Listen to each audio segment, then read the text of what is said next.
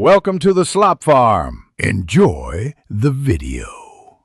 You begin inside the game, immediately get into any car so the vehicle camera becomes active.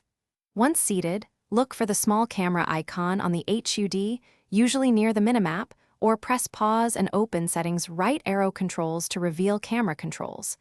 Make sure touch input is enabled if you use gestures. Doing this now unlocks the next steps. You do not need to restart the mission. If you prefer a physical button, check the controls page to map a camera key. Once you see the camera icon, tap it to cycle through available modes: hood, chase, cinematic, and interior where available. Make sure to pause and open controls if the HUD button is missing. There you can assign a camera toggle to an on-screen button or gesture.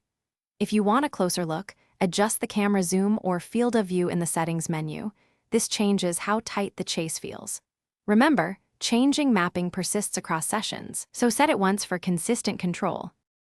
Finish by driving a short distance to confirm the camera behaves as expected. You want to feel the transition smooth when turning and braking. If the view gets stuck or the camera button disappears, try opening pause right arrow settings, right arrow controls, and reassign the camera toggle, then reload the current save or restart the app.